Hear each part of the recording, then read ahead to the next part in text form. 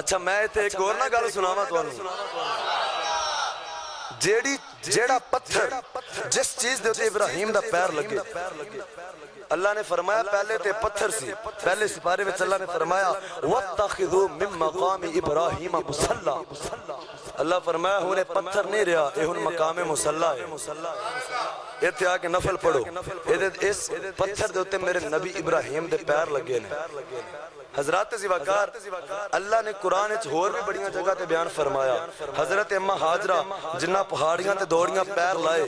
اللہ نے قرآن اچھ فرمایا ان الصفا والمروہ من شعائر اللہ اللہ فرمایا اس شعائر اللہ دیاں نشانیاں بن گئی ہیں پہاڑ تے بڑے نے دنیا دے اندر لیکن صفا تے مروہ نشانیاں کیوں نے کیونکہ اللہ دی بندی دے پیر لگے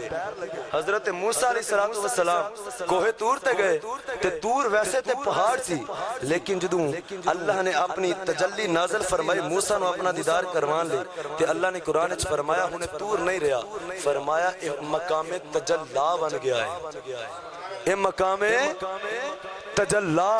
حضرات زیواکار توجہ فرمایا جے ہون میں ایک جملہ بولن لگا جنہوں اپنے نبی دی شان سمجھے چاہ جائے او پھر ذرا اپنے محبت زور دینا سبحان اللہ بولے گا میں کیا جتھے اللہ دے نبی حضرت ابراہیم علیہ السلام دے پیر لگن او مقام مصلی بن جائے جتھے حضرت امہ حاجرہ دے پیر لگن او شعائر اللہ بن جاتا ہے حضرات زیواکار جتھے حضرت موسیٰ علیہ السلام دے پیر لگن او پہاڑ مقام تجلا بن جاندہ ہے لیکن میرے تے تیرے آقا دی شان ہے کہ جدو میرے تے تیرے آقا دے پیر عرش دے لگے اللہ نے فرمایا اے عرش نہیں ہن اے عرش معلا بن جاتا ہے